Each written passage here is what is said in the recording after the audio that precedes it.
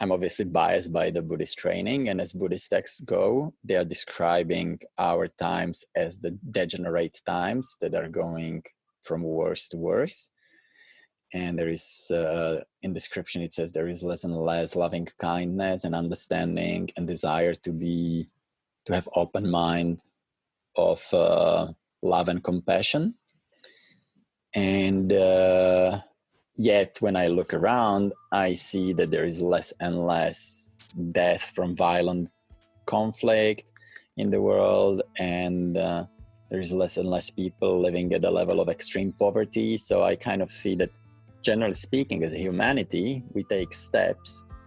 We've tried it. We've tried to conquer. We've tried wars. We've tried conflict. And generally, the major part of society sees that cooperation leads to better benefits for everybody. That was the voice of the beautifully wise and radically honest Gabriel Mazur. Before we get into the podcast, I'd like to take a moment to thank the traditional custodians upon the lands which this podcast was created, and I'd like to pay respects to the elders, past and present. Gabriel Mazur was born into the communist bloc of Czechoslovakia. He then moved on to spend 9 years in a Tibetan Buddhist Hermitage, before he then moved into working in mental health. And now Gabriel Mazur finds himself as an IFMGA mountain guide, traveling across the world, taking people up some of the largest peaks in the world. And I think one of the most interesting things about Gabriel is that he takes every aspect of his life with him, and he shares his knowledge, and he shares his just honest opinion of the world and how we can all make it a slightly better place, all whilst having a huge amount of fun and enjoying this great gift of life. Gabriel's used his experience to do some incredible things, such as hiking up and flying off the top of Aconcagua, which is the world's highest mountain outside of the Himalayas.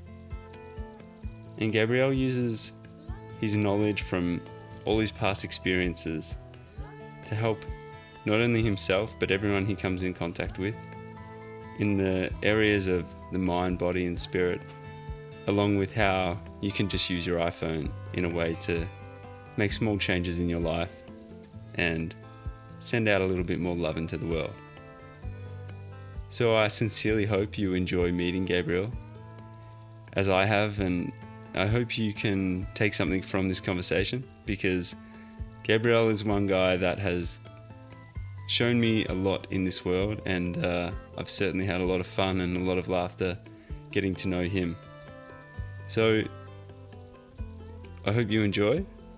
Let us know what you think. Please share it with a friend, and don't forget to listen to the end, because we do uncover the meaning of life. I hope you enjoy. Thank you very much. Hi, my name's Mael Backhausen, and this is Stokely, a creative endeavour to ensure that we continue to connect, listen, learn, and evolve through the art of conversation. Some information from you. You were trapped on a ginormous mountain by a windstorm of snow and cabin walls, which wasn't that bad. Yeah, it was quite okay. It's good to feel elements when you are protected. I actually really love experiencing elements when I'm kind of safe. I don't really enjoy experiencing them when I'm wet, cold, and miserable. So you weren't in danger at any point? No. I mean, relatively speaking, we always,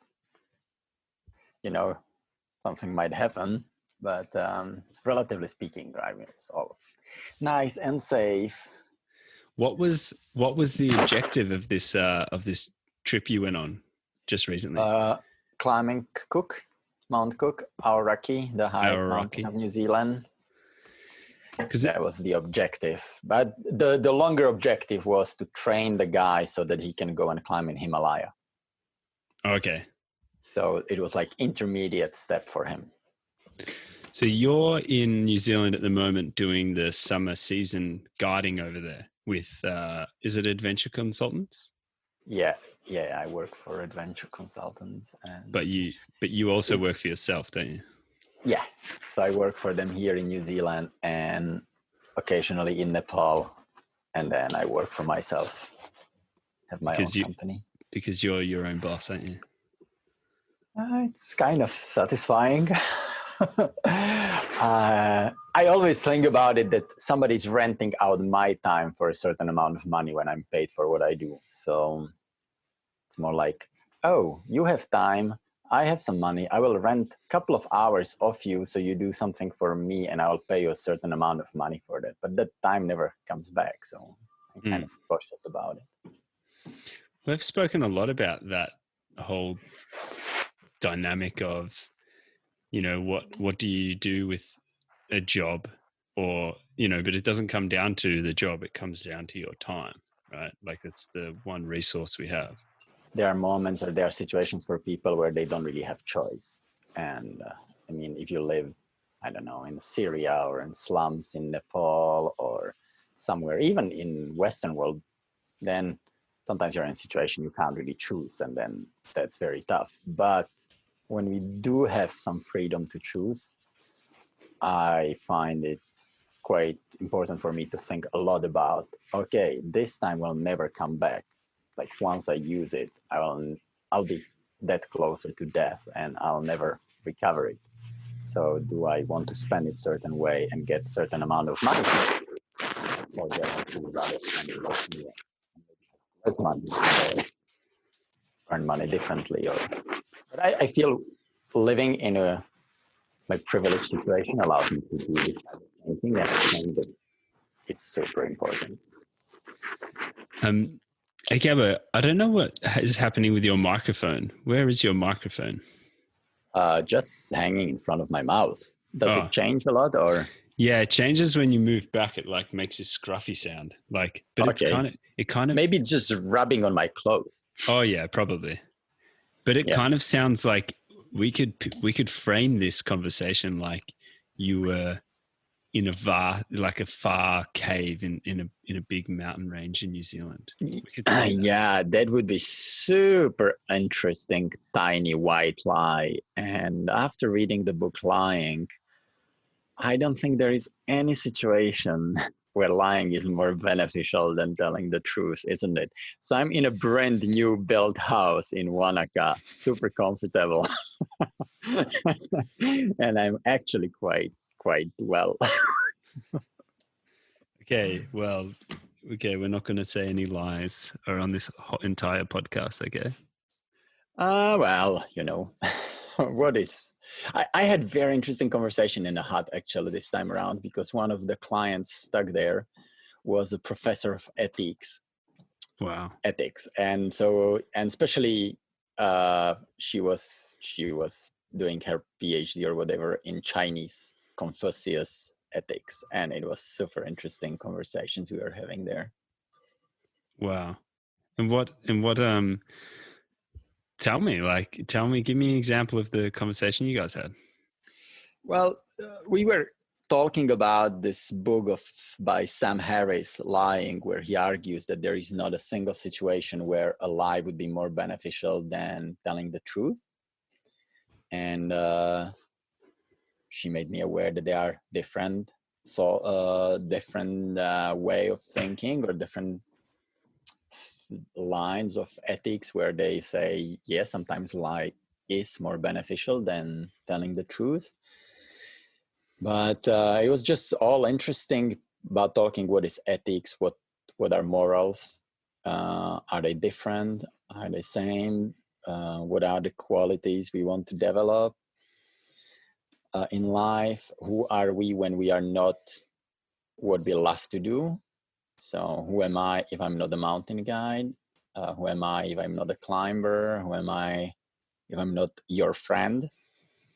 So who are we when we take off the different compartments of our personalities? Can we become a whole, just one face? Can we merge all those personalities? Can we be same person when we working professionally or when we just chilling with our friends and just be the same person? How can we get there? So it was super interesting conversation.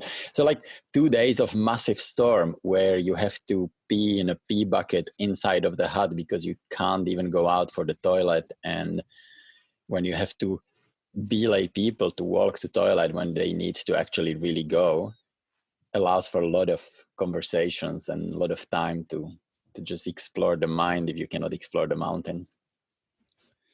What's your take on all that? Like, I feel like there's so much conversation sometimes surrounding all of that, like all the theoreticals and all the like the concepts, and then it gets linked to different studies and different research, and it can kind of just get overwhelming in terms of like how you could act and how you should act and then what influences what. But like, if you had a simplified way to summarize your kind of way of living, what would you say? Like, how would you summarize it? Well, I look at it as kind of just a practice of increasing awareness. So just at least I want to be aware that I am different when I'm guiding and I'm different when I'm talking with you, as a very simplest way of being. And then am I different in just how I manifest myself, but am I different also in my intention? Am I different in how I look at you or my potential client? Do I have the same depth of wishes for your happiness, for their happiness? What is the underlying motivation for me to deal with people? And then obviously there is a form which is different because I have to guide somebody, and with you we can just explore who we are. So the form is different, but what I'm trying to get to is to have equal intention or motivation when I meet people. And one of the conversations we had was about the clients. So do I always get clients that are fun, or do I get clients that are annoying? And that for me is kind of a tricky question, because even if I find that I can't really connect with somebody, I don't feel that that person is annoying. I rather feel that we at a certain level are not able to connect, but that person might be amazing for somebody else. So I still have the intention that I have when I make a phone call to you or to other friends. But I also am able to recognize, oh, we don't really have much of a common ground, and maybe that person would be better off if they spend time with somebody else, because they might appreciate each other and grow together more than if we force some kind of interaction or being together. So they're definitely cool to realize my different masks, but also explore my inner intentions, my inner motivations. Do you think like the inner mask is a result of how you want to come across, or do you think it's a result of how you think the person looking at you perceives you? It's a complex question.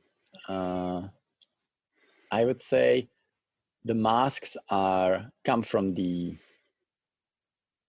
different ways we or I want others to perceive me, but also just from different ways of me manifesting something out. So when I'm mountain guide, I'm more aware that what people need is reassurance, tranquility, calm, because we will be out of our comfort zone. So we want to make both an effort so that we can have enough chilled mind so we can actually tackle the outdoors.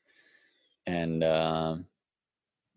so that there is a mask. We know I am playing a role of a mountain guide. They play the role of a client. I want them to perceive me as super chilled and relaxed and yet aware and caring. But I want to strip down the masks of my inner intention, inner motivation. Why do I do this? Why do I spend time with somebody? And I think that's when I say that, oh, I know myself. I don't know myself as a mountain guide. I know myself as, when I look at me, I know what my motivation is. So I feel quite confident when I encounter people, and if they criticize me, then they criticize the outer mask, the form of how I work as a guide. But I kind of also know that I'm quite sure about how I think about them and what my motivations are. And I just feel very confident and kind of settled about that. So they can't shake me, really. People can shake you about your masks if you have no confidence in your inner intention. Kind of like that. What do you reckon? What is your mask when you talk to me? It's a pretty. Do you talk to me in such a way so that I like you? No, I think for me, in talking with you, I don't really have to put on a mask, so to speak. I mean, I guess that's why I've, like, you're a friend of mine, I'm a friend of yours, I think, is because, we met back in 2015 in Chamonix when I was over there for the first summer.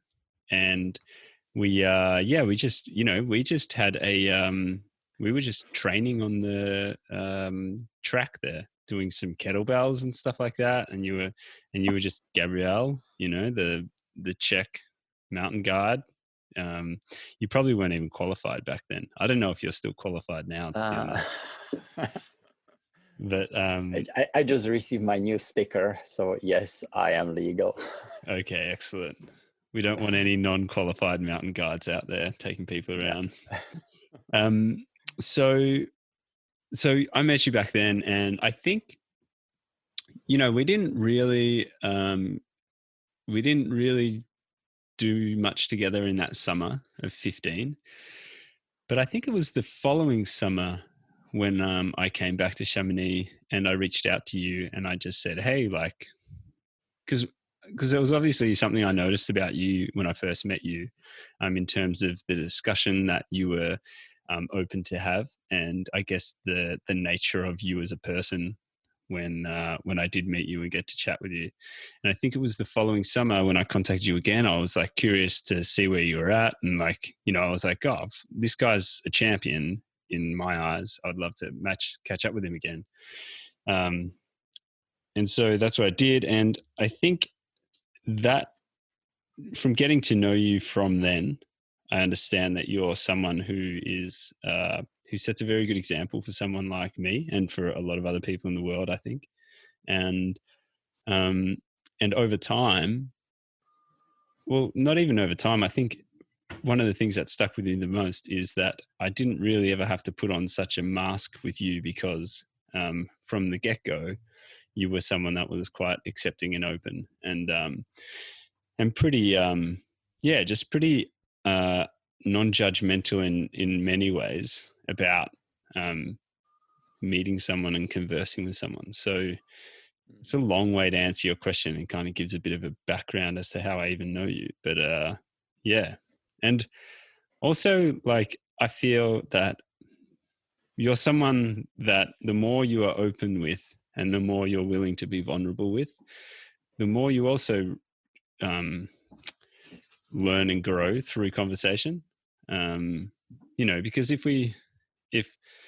you put on a mask and you're not really your true self, then it can be hard sometimes to really speak about things of great meaning to you. And I think that can be a missed opportunity for speaking about things that are meaningful and also difficult. And so, and also you can't really wear too much of a mask when you hop in freezing cold water and do float baths together nude. So I feel like I've got to, I don't While really. the owner, while the owner of the float bath place gives us a little smile and like, oh, you want to be in there together?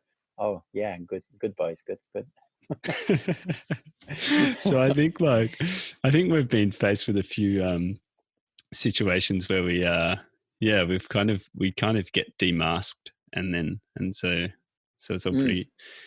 But can you I would say that that's the interesting part of conversation is not, you can have a conversation where you just, or read a book where you kind of read things and you kind of like, oh yes, that's it. I think same, I agree same.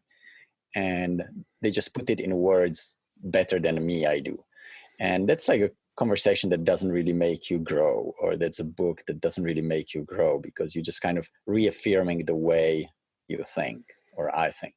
And then when we meet in those situations which are a little bit out of ordinary, or have a conversations of where we are true to ourselves, we just trigger something in other people. Like when we discuss together, then you will trigger something that, oh, he sees things this way. That's also a legit way of seeing things. And it expands my mind. It pushes me a little bit out of my own way of thinking. And so there is not like mutual reassurance of, oh, I think exactly same as you do, and that's why we are friends. It's more like, oh, he sees world like this and he experiences it this way. So maybe I should also try sometimes to experience world a different way. And that's kind of the triggering side of things. I think that is a pretty elevated level of awareness to be able to hear someone give their point of view and then also be able to receive it and then, you know,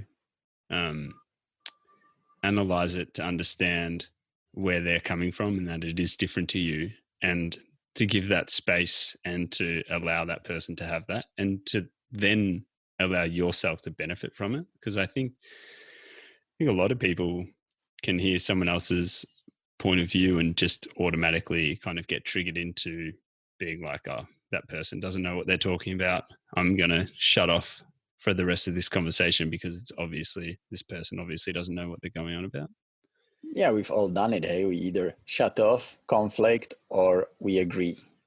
But when a different opinion is being said and we just like, oh, maybe I should try it, see things different way, then I feel that's the most grow really for me. I guess there's a number of things you can do practically about that, because I've heard it quite a lot recently with, everyone has, for the large majority, people have social media these days, and social media is formatted in such a way where you have a feed of information coming at you, and you initially get to choose who you follow on that feed. And generally people follow things they're interested in and views that they agree with and people that they agree with. And then so your social media feed or whatever platform you use fills up with information that reaffirms your standpoint or reaffirms what you believe in. And I guess, wouldn't it be pretty interesting to just go and start following a whole bunch of things that you really don't agree with, or simply like that really kind of rub you up the wrong way? Because that is one pretty intense way to expand your viewpoint and maybe like try and see some other viewpoints, and in the long game, maybe even find some compassion for those people that you really just don't agree with. Because at the end of the day, like, everyone is human, and everyone does believe they're right in some way. But A friend of mine really did it and does it. He's a neuroscientist from London, and he specifically follows on Twitter people that are completely different to his way of thinking. And what he's trying to get out of it is to understand them first, to understand why they would say certain things. And very often, without him changing his way of looking at the world, he's like, oh, I understand why they see it this way. And I find it very enriching. And also, he doesn't want to kind of reject them because they don't follow his line of thought. For example, he would say, during elections in US, the previous elections, he would say, "Oh, a lot of people don't want to even go and talk with Republicans because they disagree with their uh, That's my sister in the background. Awesome. Yeah. Hi, She's sister. do you want to say hello Hi, to Gabrielle? Hello. How are you? Sorry. It's like a lot of people wouldn't go and talk with supporters of Trump because they would just say like, "Oh, these guys are completely lunatics and we can't even talk with them." Whereas on the other side, the Trump supporters, they would go and talk with anybody. They were ready for a discussion. And I feel that's really important, to be ready for a discussion, get to know all the points of view and try to see why people would think certain way. What about, I mean, to backtrack a little bit, one thing that always stood out for me with you, Mr. Gabriel, was your history from when you were from obviously when you were born to where you are now. Like, we're going there because in the world that I was brought up in, Australia, like, basically no issues in the world except for very, small issues in comparison to worldly issues in terms of the area I grew up in and things like that. But you grew up in a completely different country to me. You experienced very different things to me, and you chose to do something with your life, again, completely different to myself. And we ended up meeting in the same place back in 2015. But what did you do previously to your, let's say, identity or your life as a mountain guide? Because I just want to frame a little bit more about how you have this like depth of, I guess, openness and willingness to even consider and explore some different ways of talking and learning and being in the world. Brief history of Gabriel. Here we go. So, I grew up in what was the communist bloc, so the communist Czechoslovakia, and I was 10 years old when the regime fell. It was quite a special moment, really, because I feel I was at the right age to see how the regime was, and then totally appreciate the freedom, let's say. So I would compare the regime to the freedom as previously we were more in a zoo where we were well fed, we had a social security, everybody had a job and all that. But then when the zoo directors decided they don't want giraffes anymore, they could exterminate them, and that was it. And so it was kind of a place where everybody was well, yet nobody really had the full freedom. And then in 89, it became a bit of a jungle. And yes, jungle is uncomfortable and it's kind of unpleasant, but nobody can really decide, I will exterminate the full species. So one giraffe might die, but in a jungle, but not all of giraffes will die all of a sudden. So I really appreciated the difference, and I was quite aware of that. And also I was a bit of when I was growing up, I had a bit of this mind of sharp awareness of impermanence and death. So I couldn't hold a relationship, or I couldn't decide for any studies or career, because I was like, well, at the end of the life, whether my life is lasts 20 years or 100 years, I will die. So what's the point? Why would I strive for something if when it ends, it ends? Like, there is really nothing that stays. Even building some legacy, there will be a moment when that legacy will be forgotten, even if it lasts 500 years. And then once it's forgotten, then it's gone. So I could not really get myself to go and study, really, like at university or build a career or something. So from when I was 14, I started to meditate. I kind of by chance encountered Korean Zen Buddhist tradition and was meditating until I was 18 regularly. And then I went to see my teacher, talk to him about the meditation and where I'm hitting the wall. And he told me like, oh, maybe Zen is not the right way. There is this Tibetan teacher going to teach in Austria next weekend. Why don't you just go and listen and see what happens?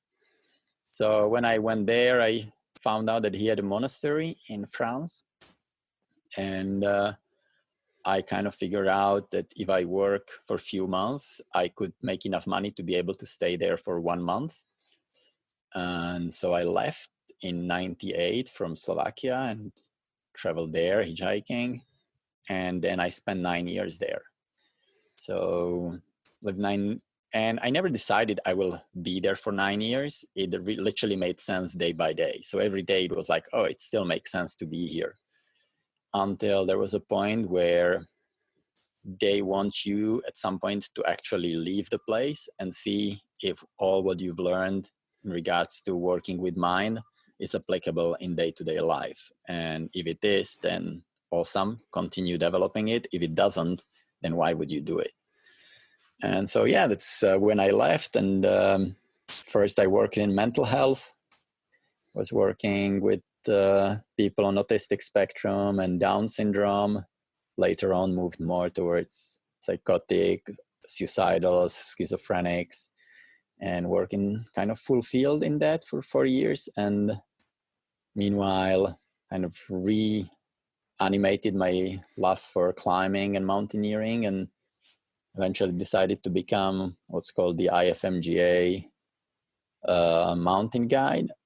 And that training took about something like 3 years. And then that's what I do since. So kind of always knew I wanted to work with people. And whether it was mental health or taking people out in the mountains, it's kind of same. The mind is shaken. The mind is not in its ordinary state. And it's interesting to work in that field. How similar are those two fields? The mental health and mountaineering? Yeah. They're very similar, because in a way, when you need mental health support, it means you're out of your depth. And I guess it feels similar in the mountains. Even if you try to control all the variables, there is always something that you cannot control. So even me, if I go there, even after the training as a mountain guide, in a way, I'm out of my depth, because we just don't know what might happen. And we try to be aware of the majority of variables, but there's always something that we don't know that might happen. So how do you get ready for something you don't even know that might happen?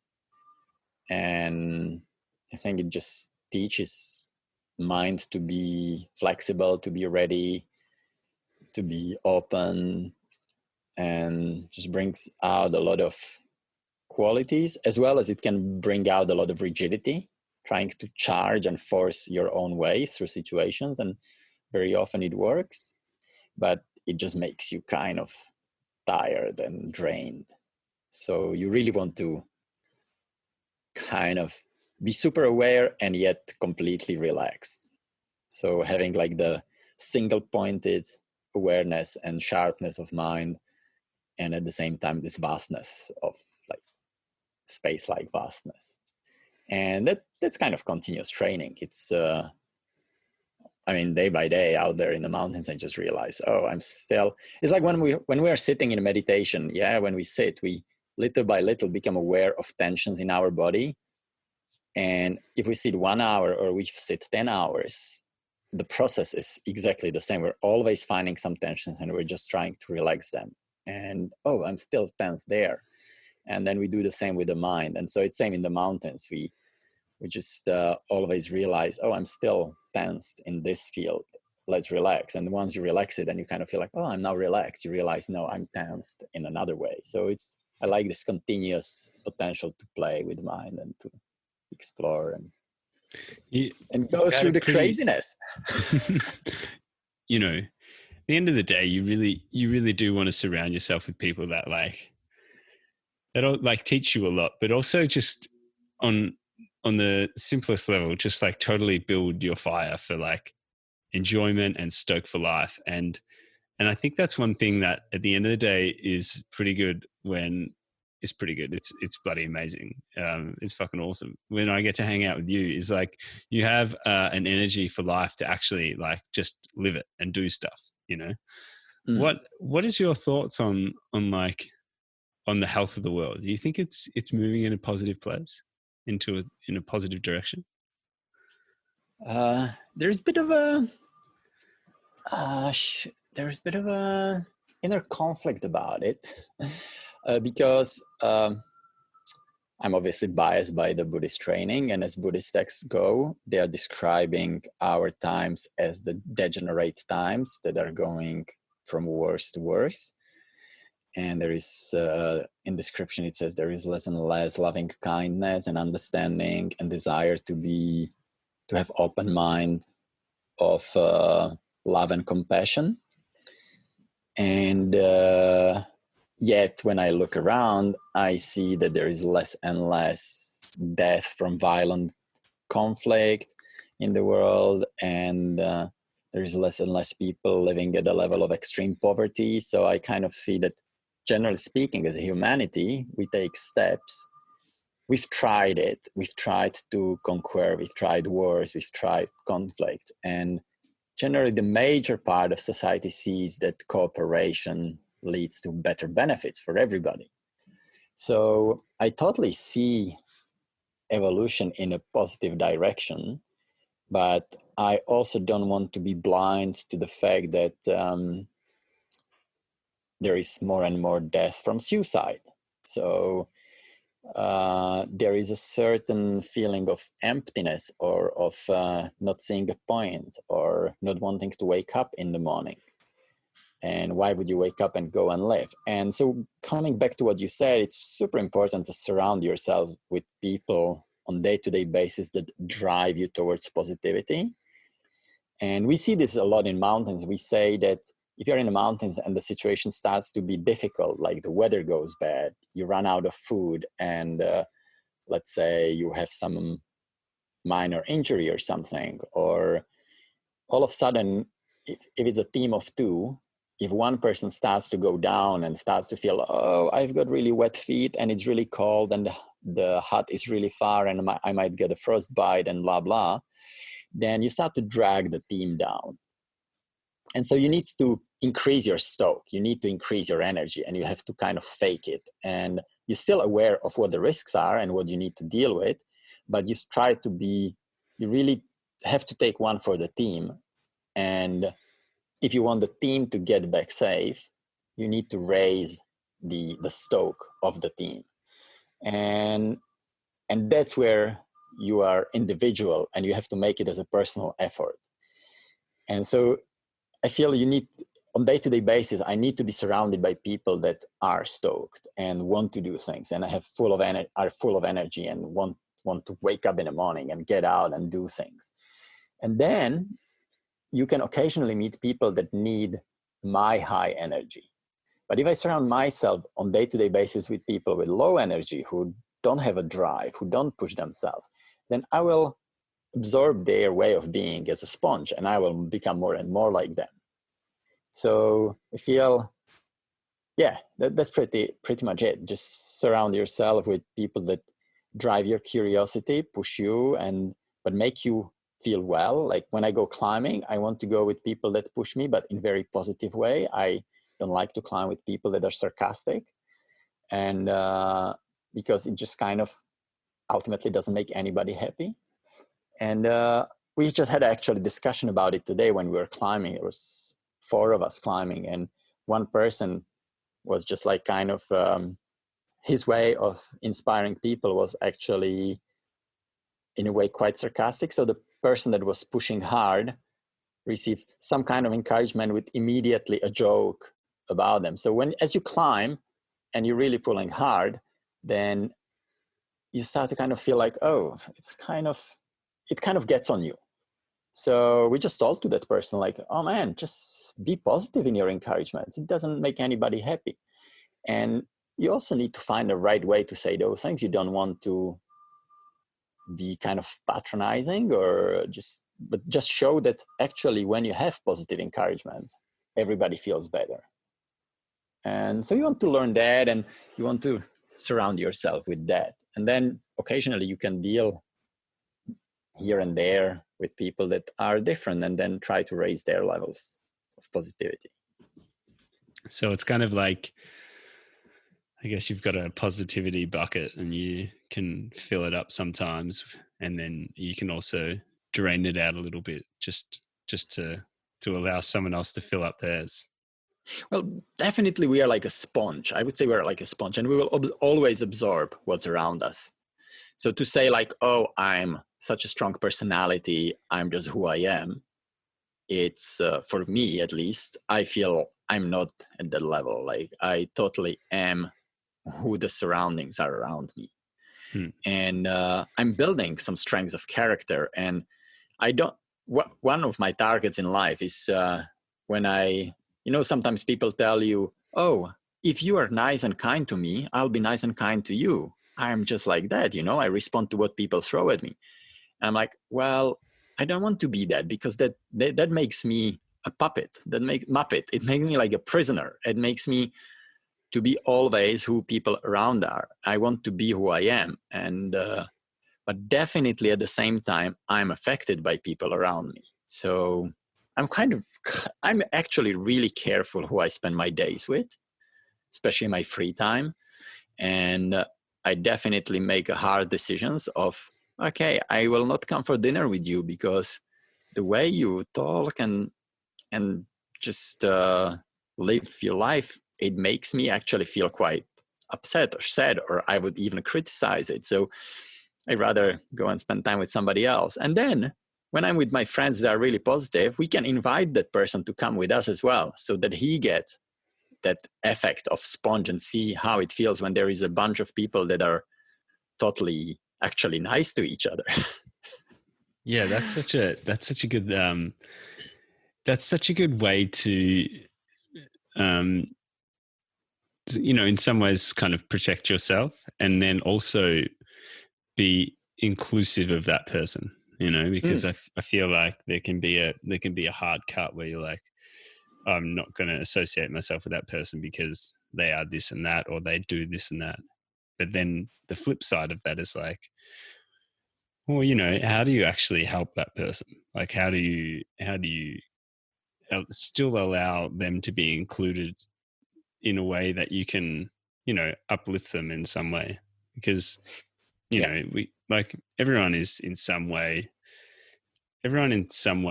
has to deal with shit, and everyone is suffering in some way. A lot of people can ball that up, and a lot of people can put on a really tough exterior and not be like that, or not seem to be like that. But I think it's something that's pretty good to just be aware of, because if you just shut someone off because, sometimes they're always sarcastic, well, I think that can be a quick way to just ultimate division and not much unity. Yeah. I think you just invite them individually into a group of people that are cool. like this climber, this one guy that was a bit more sarcastic today. Well, because there was 4 of us that we are used to climb and be very positive in our encouragements, and yet we have a lot of jokes and teasing each other. Then after a while, he feels like, oh, this is bizarre to be this way. And if you don't get response to your sarcasm, it actually, we explored that a lot when we were living in this Buddhist hermitage, and it just doesn't bring any happiness. It honestly, like if you really explore it, and if you try to be sarcastic and then you really listen what you're saying, it's just like, where is the fun? And it doesn't mean that you're boring. You still tease. We are around ourselves. We are constantly quite sharp and teasing each other. But we manage, I feel, in our conversations to catch ourselves quite often to like, oh, why did I just said that? This doesn't make happy me or you. And I think that's the people I want to surround myself with, that are kind of keen to go towards the boundaries, even step over the boundaries, but then they're like, oh, sorry, why did I even say that? I don't want to be that person. And you need a lot of trust and confidence to be able to step over the boundaries and to do those things which are kind of like even painful. And then you look back and like, oh, and having the trust that the other person will not reject you, you know, that they will just tell you, okay, well, just don't do it again. Then if you yourself see that it doesn't make anybody happy or. Yeah, I think that, I think you're exactly right. And I do agree with that. And I think to add to it, you need an incredible amount of strength to then backtrack and say, like, because you've gone too far and you've said something you catch yourself saying, you need an incredible amount of strength to be able to come back from that and then go, oh, I'm sorry. I did catch myself saying something, because so often we're like, oh, damn, I've said something wrong here, but I don't want to backtrack. We kind of let it pass. We kind of like hope that it gets forgotten with time. And it often does. For sure. But I think what helps is not only seeing that you've hurt somebody else, but to actually see that it doesn't make you happy. Then it's easier to say sorry. Because you're not really saying, oh, sorry, Mael, I really hurt you and I did not mean it. What I'm saying is, wow, when I'm like this, nobody's happy, you or me. And you might even laugh at my joke, but I see like, oh, it doesn't make me deeply happy. Why would I say this? I don't want to say this again. So it's kind of, there is a need to realize, to observe what actually makes me internally happy and what makes me unhappy, and then align with that, rather than always only look at reactions of others. Yeah. I think it's it comes back to just having a great sense of awareness about so many things, right? Like you've got to have just such a huge level of awareness about how you act and what you say. And I just think that can be, that is something that, like, you've taught me over time, because of just your ability to be honest and open about situations. And I guess, but it's also doing it in a certain way which doesn't shock someone too much for them to go, hang on, I don't want to talk to you because I'm always getting pulled up on what I'm doing wrong, and I'm always doing something wrong, but you're always a saint. And because no one is ever one or the other.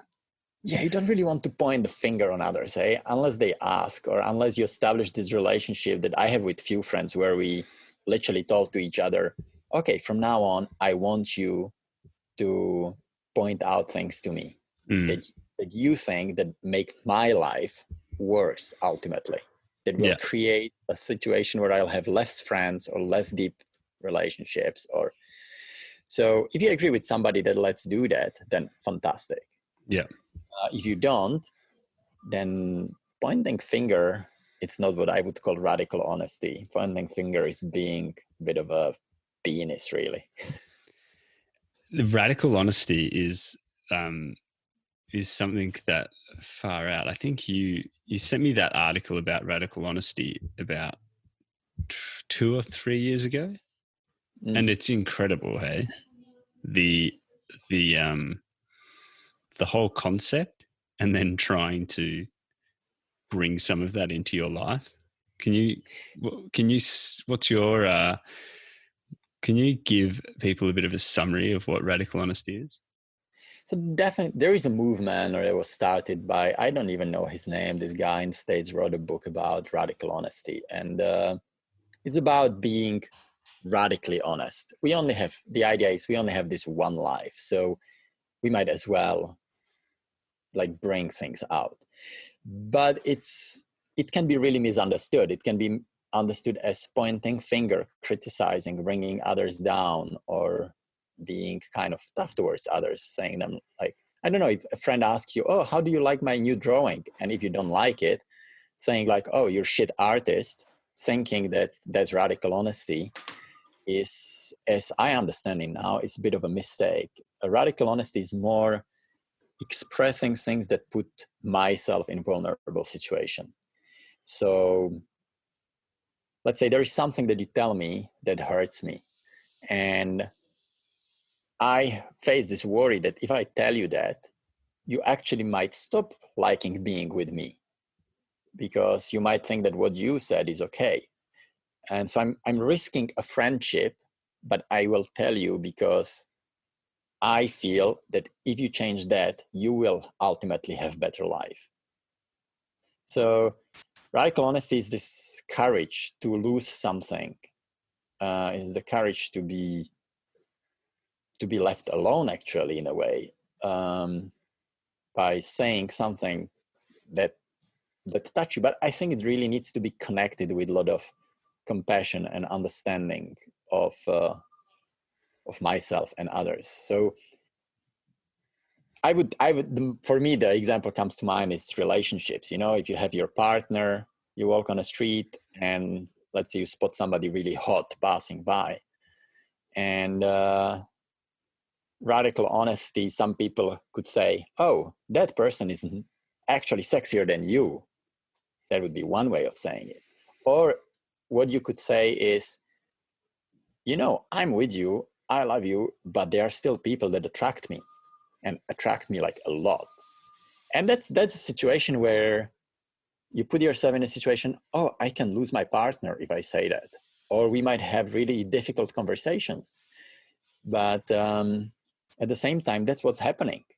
That's a reality. There is no internal switch that when I'm in love with one person, I don't appreciate others at all. It's, but I still make a decision to be with that partner. So yeah, radical honesty is a mix of a lot of compassion, a lot of tenderness, a lot of kind of courage, and kind of raw, open heart. It's like, and you sit like a king at the same time. You're there and you are behind your words. You're just there and you accept that what you say will have an effect, and that effect will, once you say the words, things will happen, and those you don't control. You control what you say, but you don't control the outcome. Yeah, I think it's a very unfiltered way of being. And yeah, you know, your example of walking down the street with your partner is, you know, obviously don't recommend that first step and that way of explaining it, but it does all come back down to the delivery, and blend, yeah, like you say, blending that delivery with. And the deliveries, what do you want? Why do you want to say something? I want to say something because I want to have that type of conversations with my partner, with my friends, with people I surround myself with. That's why I will say something. I don't say something just because I have to say everything that passes through my mind. I really decide what kind of relationships, what kind of life I want to have. Yeah, there is I do remember listening to a podcast about with a gentleman that did radical honesty by the book as much as he could, which I believe he was very successful at sticking to. He did it for 1 year, and he said it. Many of his friendships ended. It was a very, very tough time in his life, but ultimately he is now just someone that he actually is, and at his core, and like he really got to get to the bottom of a lot of things in his life and kind of remove a lot of filters that he had up with his friends, his family, and yeah, he's, you know, without a doubt, it was a life-changing experience. And I feel that as you do it, you just become more and more subtle. You just become more and more knowing who you are and what kind of life you want to have. Yeah. So with if you were to how does it feel with you? Like, how do you do it? Radical honesty? I mean, to be honest, I find it extremely difficult. And I think it's something that it can be very selective in many ways, because yeah, you just, again, coming back to what we were talking about before, it's like, how do we want that other person to perceive us? And I think that shapes a lot of how we act in any moment. And so, yeah, I think it's, we don't want to hurt people's feelings. We don't want to risk not being accepted. We don't want to risk getting kicked out of the tribe. If you surround yourself with different views, with people with different views, then, you want to keep things amicable. You don't want to start confrontation. You don't want to start argument. And I think all of that comes together to really kind of sometimes make you say things you don't 100% believe, but are more comfortable in that moment because you more so know the outcome you're going to get if you say certain things. But radical honesty, you don't really have control over the outcome. You only have control over what you say. And I think that's a very, very, it can be a very scary place to be in if you've never done it. And to start with, I think you definitely want to practice it with 1, 2, 3 people that you agree, like, oh, let's do this experiment. Let's just try to see how we develop it. Just take baby steps, really. And then you go out. And let's say when you said at the beginning, you don't want to hurt feelings of somebody, that can be a really nice motivation. But very often the motivation is, I don't want to hurt your feelings because I don't want to deal with what you can throw at me if I hurt your feelings. So I'm actually worried more about myself than about your feelings. Yeah. And so definitely I feel it's a practice and we develop it. And I'm not going to be an Olympic athlete because I decide to be Olympic athlete. I take baby steps, and same radical honesty, just take baby steps. Just slowly become more aware of how I talk, what I say, telling white lies or telling the truth, or not telling the truth because I'm just lazy to tell the truth. And like an example would be, you asked me to go and pick up your mom from the airport, and then you asked me, did you pick up my mom? And I had no time to do it, so I sent somebody else to do it. But rather than telling you all that one full sentence, I sent somebody else to do it. I will just say, yeah, I picked her up, or it's organized, because we just want to be lazy and fast. So slowly practicing on those things. And then eventually we might become more open with our bosses, with our partners, with everybody. But yeah, definitely step by step. I think you're definitely one of the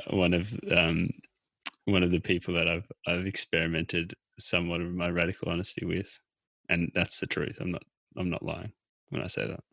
Yeah, I feel I've done that as well. We had some I feel we allowed ourselves to go in there and really do it, because I feel that's the thing. I trust your intention. I feel super confident that you want me to be well and happy. So I can allow or when you say something that is maybe that could be hurtful, we can just say it to each other, like, please just don't, why would you do this? And so we can like really play with that honesty field, because we have this confidence. And then the job now is to expand it to others, really, to treat everybody that way, to give everybody that trust and responsibility. Yeah, I mean, it kind of reminds me of this. I've been doing this. There's this meditation, like metta, and they say, you can correct me if I'm wrong here, but metta translated is loving kindness. And very much you begin the meditation with picturing someone that you quite easily want to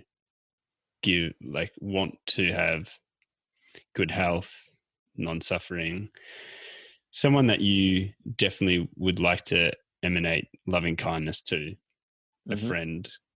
And then throughout that meditation, you start to really feel that same feeling of emanating loving kindness to that person, non-suffering, good health. And then with that same feeling, start to bring other people into your mind, or visualize other people that it's harder to do for just off the cuff. So someone that annoys you or someone that you work with and you enjoy their company on a work basis, but there's many other things that you don't really like about them. And then kind of with that same intention and that same feeling, start to really broaden that out to the rest of the world. And then also include yourself there, because it can be quite hard to do that. And I think it's the same thing. It can be quite hard to give yourself some loving kindness sometimes. And I think it's also very hard to be honest with yourself sometimes. I think you can, we can talk about having open and honest, radical honesty dialogues with other people, but sometimes it's just yourself that you need to be radically honest with as well, because quite often that's the very core and the very starting point to all of this, but it also just gets very neglected in some ways. Yeah, that's exactly the steps. Like any meditation, you just start with what is the easiest way to do it. I mean, when Buddha was teaching generosity, there was this guy who came to see him and told him, I can't really do any of this generosity you're teaching about at all. And he asked him, oh, can you put an object in your right hand and then give it to your left hand? And the guy was like, it kind of sounds stupid, but he started to do it. And just letting go from one side, giving it to other side. And he was just practicing that. And eventually he became known as very generous person in his area. And he developed all this generosity. So we really need to find the easiest step that we can do, even if it's kind of funny, like, oh, am I really giving anything to anybody if I'm passing an object from my right hand to left hand? We have to just understand it's a step. And so same, loving kindness, all the Buddhist texts teach that in imagining our mother to start with, and to think about all what she went through just to bring us to this world. It's quite interesting that the Buddhist teachers find this example really difficult for Western people. We have real troubles to develop loving kindness with a picture of our mother, because there is this separation that we are developing, this kind of individualism. Whereas in Eastern countries, it's much easier. People are like, oh yes, mother is everything.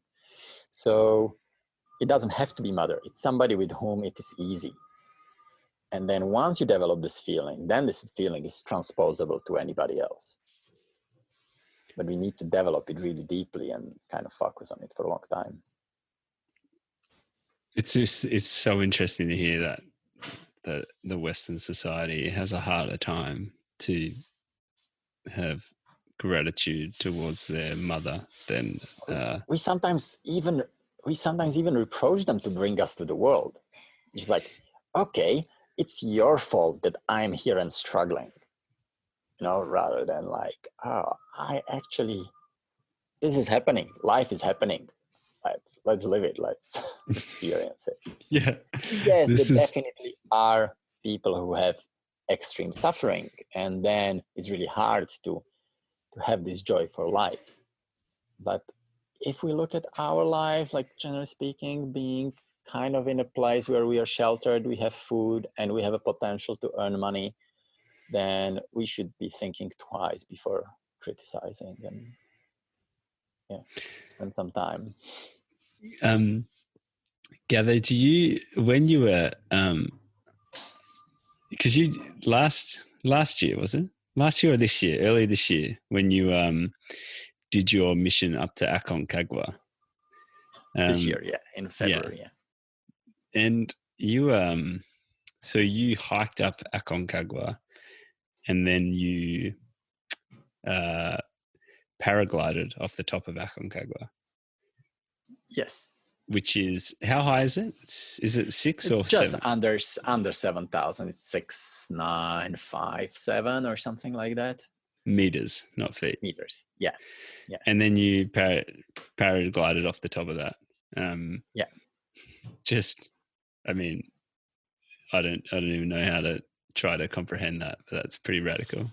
How did you find a sense of gratitude? What did you do when you were in that last kind of shelter up near the summit there?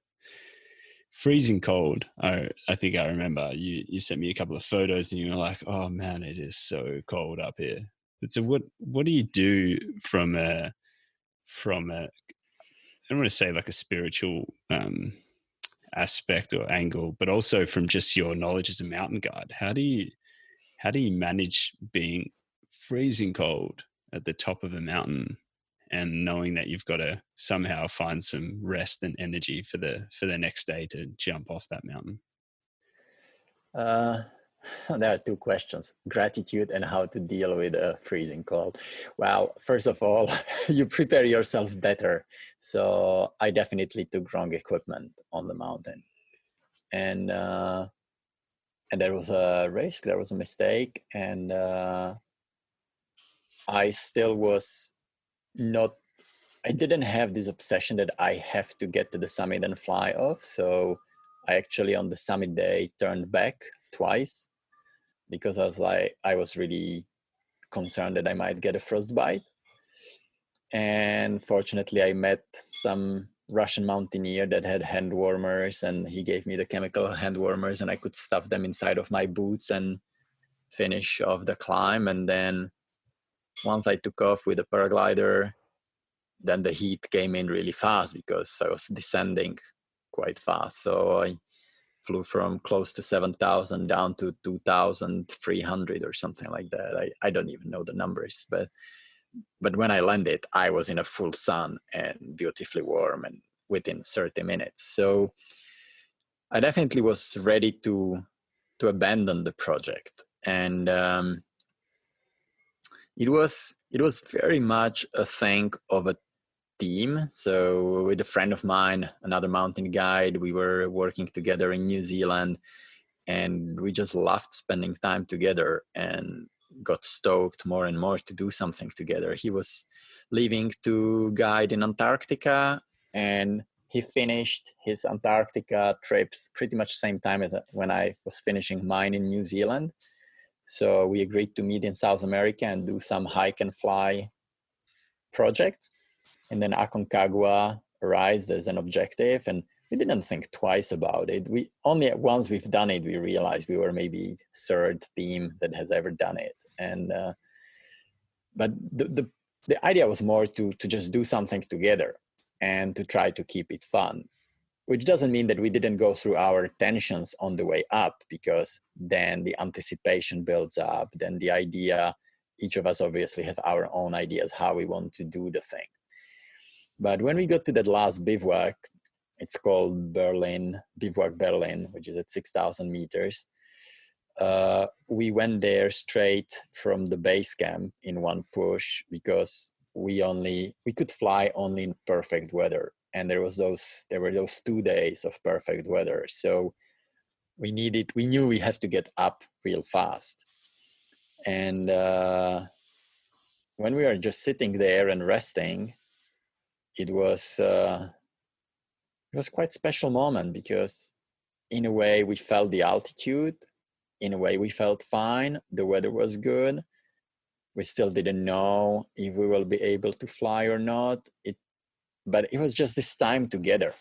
We were just like lying on the ground, and if somebody would have looked at us, we looked like two completely drunken humans, because you're not really coordinated much when you go to altitude that fast.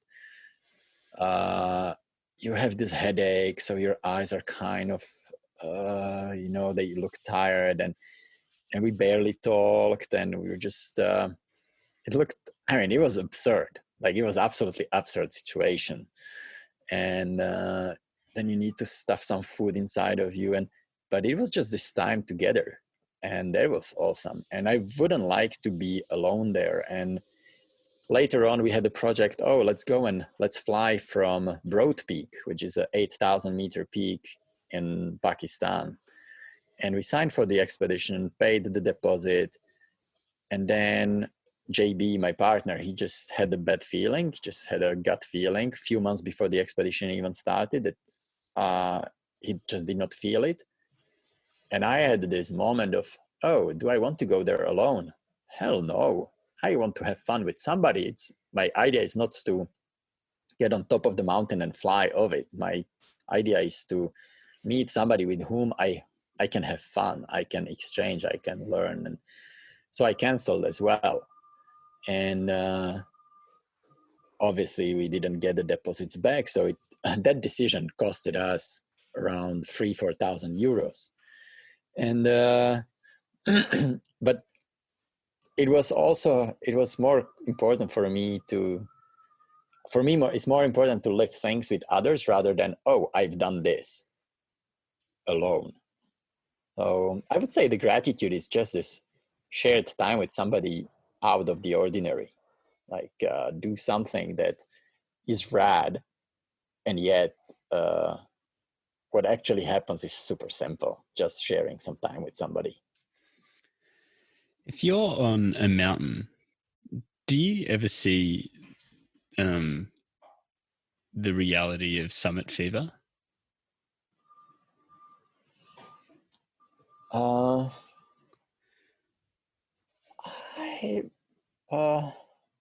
haven't really seen it that much. I guess because I'm not so pushy for the summit. Like I rarely care about the summit. Maybe I attract people, or I don't let them express their summit fever that much. So do you intentionally, like, what's your intention when you're guiding someone up a mountain? Because I know that you've guided people that are like experienced, and then also people that are not so experienced. So what is your concept to guiding when you go out and take someone from the floor of a valley to the summit? What's your whole philosophy behind what you do? Just well, obviously there is a way of making money, so that's part of the philosophy. That's what I get paid for, and I feel that it's what I enjoy doing, being out there. It's beautiful, and I'm there with somebody about whom I can be curious and who can be curious about me. So that's part of it. And then I definitely feel the objective, but I don't recall that I would have ever told to some client when they tell me that they are completely exhausted. I don't recall that I would be like, no, you've got it in you, you will do it, and just few more steps. And I kind of don't really do it. I feel like if somebody wants to go there and they pay a mountain guide, they pay me to take the decision to turn back. They don't pay me for bringing them up. So what I do is, for what my job is to be aware of as much of a environment and circumstances and situation as possible, so that I can make quite a good decision when we need to turn back, when it's unsafe. And the actual job of going to the summit, it's theirs. It's your own. If you pay me to go up, you have to do every step. You have to get yourself up, and you will actually get me up there with you, as long as I see from my judgment that the situation is good to still continue. So I'm more there as observing, as just like kind of person that just like, okay, get us up, man. You wanted to go up there, do it. Let's see if your idea of what summit will give to you and the reality of what summit gives to you are same, whether you're flexible enough to enjoy when it's different, it's always a bit of a surprise to be there, because our idea of what will happen when we get something is obviously always different than the actual reality of what happens, because we're imagining something. We don't know how it will feel. So every summit is different. Every summit is a surprise. Every summit is like, how it will be this time, what will happen. And I did feel a couple of times disappointment of not being able to reach the summit, but I never felt it so strong that I would have to push for it. And I like this way of working. I've seen it this year when I was guiding in Nepal, where one of the mountain guides that worked with me, he was 50 meters below the summit when I called him and needed him to go back down to to join somebody that was suffering from cold, and he didn't even hesitate for a second. He was like, okay, I'm turning back and I'm going down. And when he came down completely to the base camp, I was like, wow, man, like you. And he's never been on that summit. It would have been super nice for him to reach that summit. And, but he just completely was aware that I am here to help to others, to make sure that everybody is safe. And I feel that that's mountain guiding. That's, and not even mountain guiding, that's mountaineering. That's the example of Denis Urubko, who abandoned his climb because on a different mountain, somebody was caught in a storm and it's suffering. And he would just down climb his mountain, run across, climb the other mountain, save them, and then try to reclimb his mountain again. And I mean, he was not part of the paid rescue. And I'm like, wow, these are mountaineers that inspire me. And then you still push for your summit. Like you still do what you want to do, but you have your priorities right. Kind of. That guy sounds like an absolute legend. He is such a legend. Man, oh man. I totally ask people to search Denis Urubko and find what he's accomplished in his life. And he comes from Kazakhstan, not much of a financial support or whatever support, and just has it right in his head. He's just. Do you think if more people in the world spent more time outdoors, that it would be of a benefit to the world? Well, not even the world, just people, like, do you think, like, would you encourage people, yeah. like, to get outdoors? I don't know if it's a hard one to yeah, I have hard times to actually encourage people. I think I inspire people with my stoke, and then people around me are like, oh, I actually want to live what you live, and then they will go out. I look at people going outdoors as something extremely beneficial, but I wouldn't go out and tell them to do it. I see it here. So right now I'm in Wanaka in New Zealand, and they have this little mountain here, Royce Peak. And a few years ago, some guy went out, took a photo, put it on Instagram, and it became like the Instagram shot of whatever of the year. And everybody now comes to Wanaka and wants to climb that mountain. And people climb this mountain and they will queue for up to 1 hour on the ridge of the mountain so they can take that same photo that this guy took. And there is hundreds, if not thousands of people climbing this mountain every year now, every season.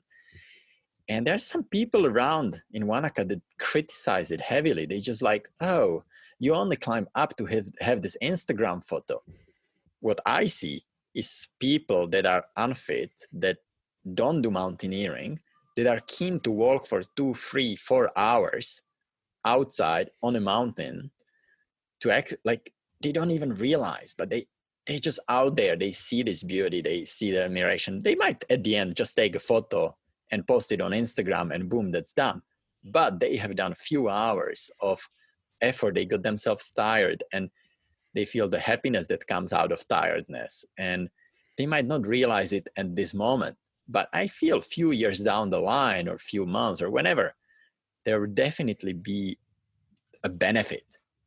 So what I see that this guy did with that Instagram photo is that he inspired thousands of people to walk up a steep mountain and breathe a fresh air and look around and see the nature. And I'm like, wow, man, you should get some kind of recognition and prize for it. When he receives a lot of criticism and people saying like, oh yeah, these people are so superficial. They only go up there to take a photo. Well, meanwhile, they experience all the benefits as well. So I totally see the benefits of doing these things, but I just don't know how I wouldn't write a book like, oh, walking is really good and you should do it and you should go out to the mountains. Well, maybe not. Maybe being on your iPhone is really good. I don't know. Ultimately, I don't know. Yeah. I kind of know what makes me happy. And I try to explore that. I feel that's the most important, to explore that, what actions create happiness, what actions create suffering. So I can make actual conscious choice of how I want to show up in this world. I think it comes back to the saying of, you've just got to lead by example. I think if you have an urge and a curiosity within yourself to explore something, and you go and do that because it aligns with that urge, and you honestly believe it aligns with your values and whatnot, then just by doing it, you're setting an example which people may see, they may not see, but at the same time, it's almost irrelevant, because if you're working in alignment with yourself, then that is the only example you can really give that is true and that is honest, and and it will have its own impact in some way, whether it is just within your internal system and your own self. I really like this picture of becoming like a salt in a soup. So you put a bit of salt in a soup and it makes the soup taste really well, but nobody can point a finger inside of the soup and say, this makes the soup good, because the salt is dissolved. It's just there. And somehow, like, you live a life where eventually when you're gone, people say, I really felt well last month. Why was it? And maybe they will figure out it's because Mael was around. But it doesn't even matter. It's the intention, it's the attitude, it's what you give out. And then they might kind of think, oh, do you think it's because he's running? Oh, maybe, let's try it. And but maybe they will just say, oh, maybe it's not because he's running. Maybe it's because he actually does cold bath and he tries to do the ice bath or whatever. But they will basically try to figure out what makes it that people around you feel good. And I mean, is it really running? Is it really mountaineering for me? There's a lot of mountaineers that don't do in like kind of exploration of mind.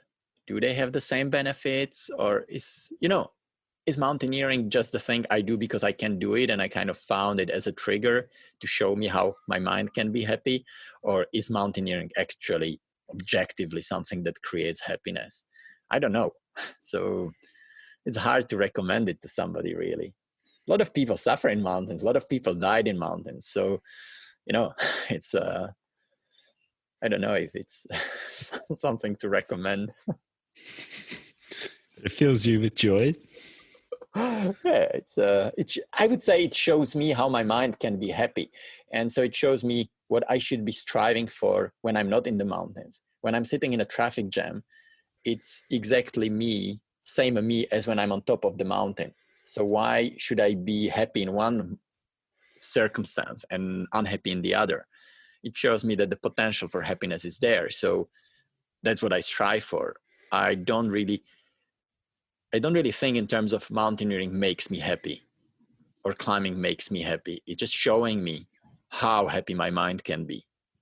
And my job now, day-to-day basis, is to work on it so I can get that state without climbing, without mountaineering.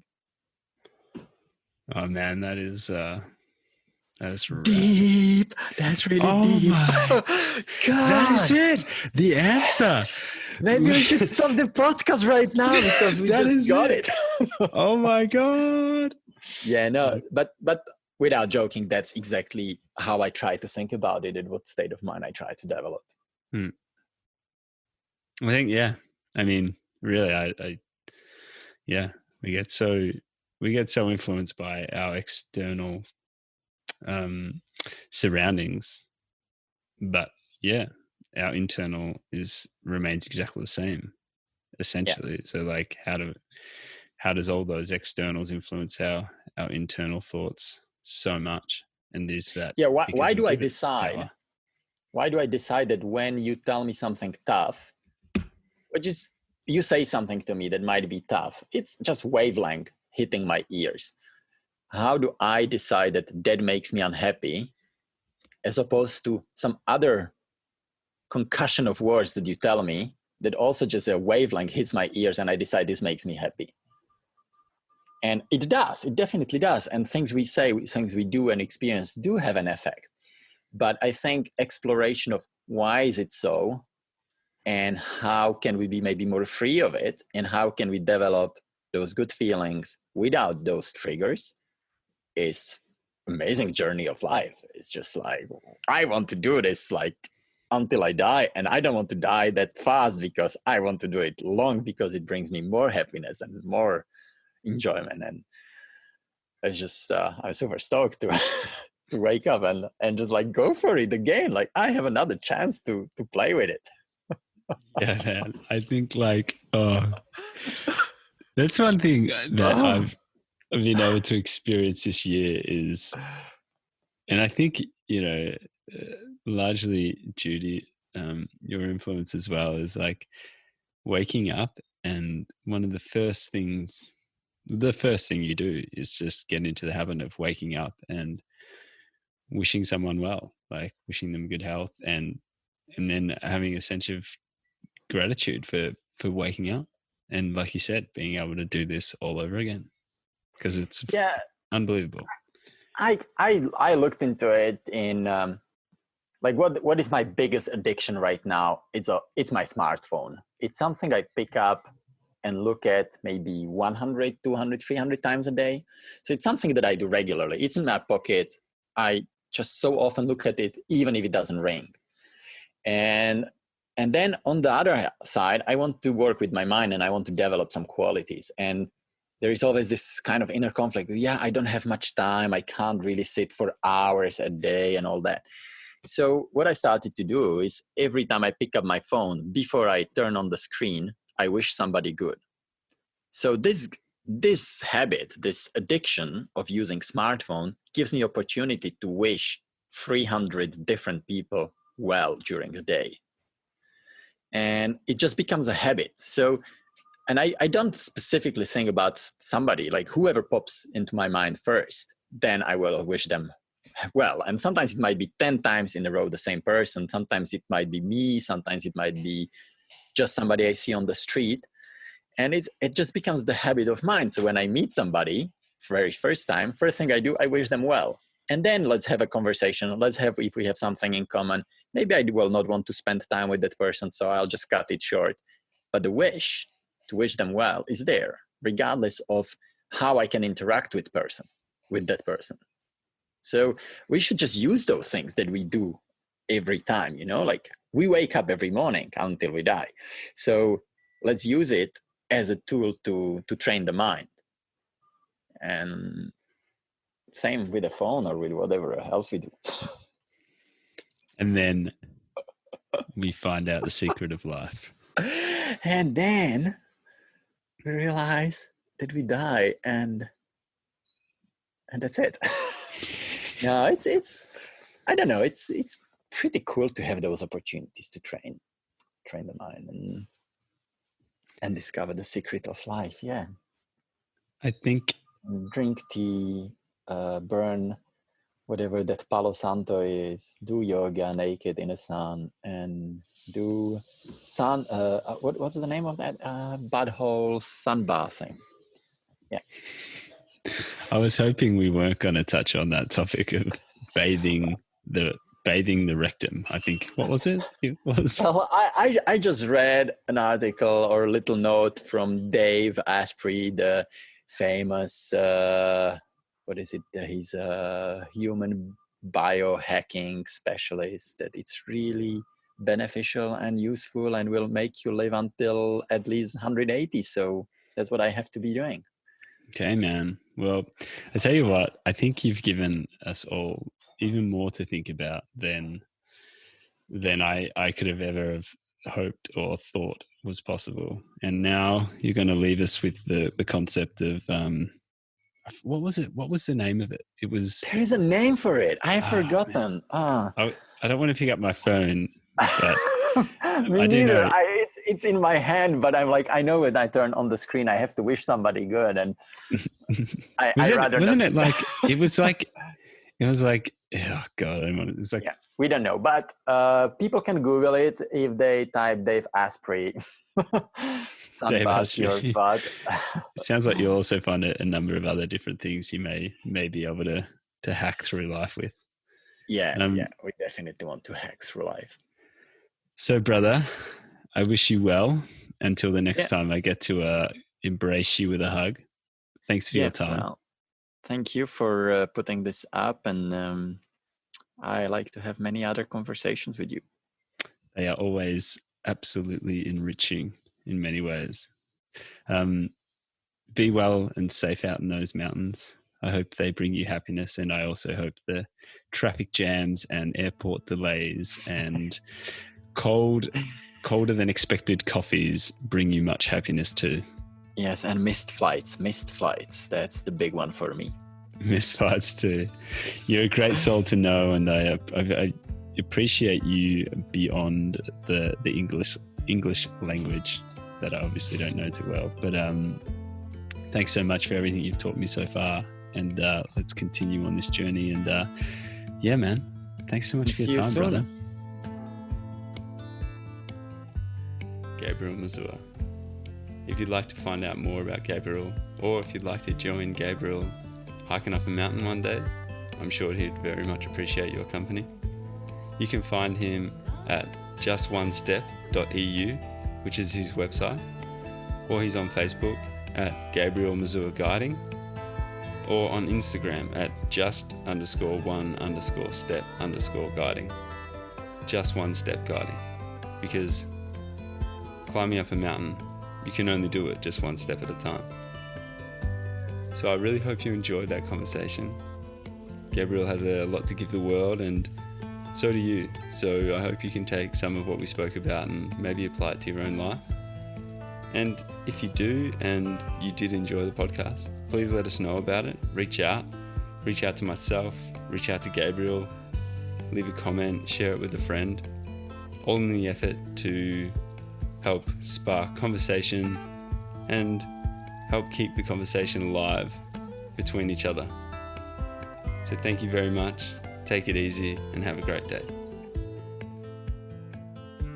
My name's Mael Backhausen, and this is Stokely, a creative endeavour to ensure that we continue to connect, listen, learn, and evolve through the art of conversation.